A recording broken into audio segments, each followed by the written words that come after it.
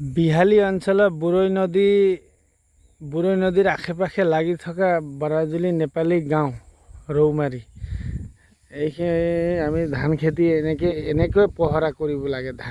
ধান খেতিৰ কাৰণে এনেকৈ দিনটো আহি যুঁজিব লাগিব। ধান লগাই এৰি থৈ ঘৰত ঘোঁৰা বেছি হৈ থাকিলে, নাকত তেল দি শুই থাকিলে যেনেকুৱা কাহত আছে তেনেকুৱা হ'লে নহ'ব। এয়া ধাননিত আহি ৰাতিপুৱা গধূলি দিনত এবাৰ এপাক মাৰিব লাগে। এইটো ঝাটকা তাঁৰ, এইটো এটা মেচিন থাকে। মেচিনৰ সহায়ত ইয়াত এটা চুব নোৱাৰি, এনেকৈ চুই দিলে ঝাটকা মাৰে, টেং টেং টেং টেংকৈ। এনেই মানে হাতীক আহি হাতী যদি ইয়াত চুই দিয়ে কেনেকুৱা ঝাটকা মাৰে হা? শৰ্মা ছাৰ আমাৰ ইয়াৰ বিষয়ে অলপ বেছিকৈ জ্ঞান আছে এই ক্ষেত্ৰত, এই ঝাটকা বিষয়ে। এতিয়া আমি নতুন তাঁৰ লগালোঁ। এই পুৰণা তাঁৰটো পচি গৈছিলে, 3-4 মাহত পচি যায়। এই তাঁৰকেইটা নাথাকেই।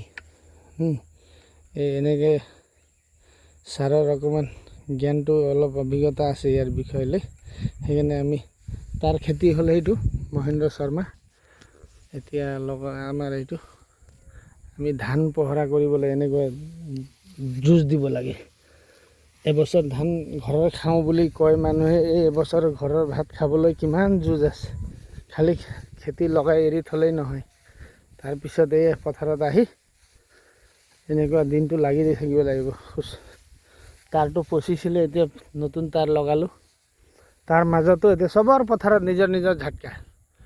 এইফালে ডম্বৰু পৌডেল আৰু এইফালে এটা ডাঙৰ ঝাটকা এটা আছে গভৰ্ণমেণ্টে দিয়া। আছেনে?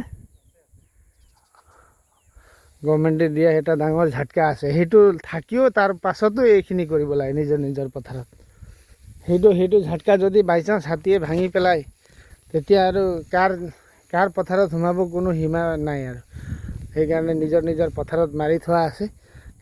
যাৰ ঝাটকা অলপ হেভি হ'ল তাৰ পথাৰ বাচিল, নাবাচে বাচাটো বাচে জানো?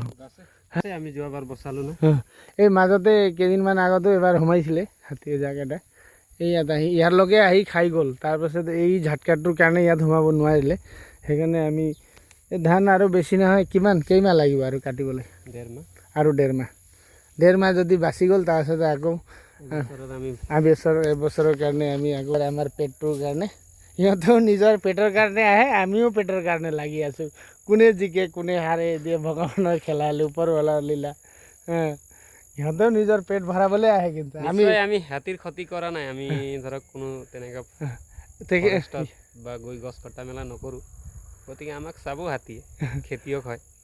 সিহঁতেও যুঁজ কৰে পেটৰ কাৰণে, আমিও যুঁজ কৰোঁ পেটৰ কাৰণে। এতিয়া কোনে জিকে কোনে হাৰে, সেইদিনে 100টামান হাতীৰ জাকৰ লগত যুঁজ কৰিবলৈ ধেমালি কথা নহয়। গোটেই গাঁও উঠি পৰি আহে লাগে নিজৰ পেটটোৰ কাৰণে। দিয়ক আজিৰ কাৰণে ইমানেই।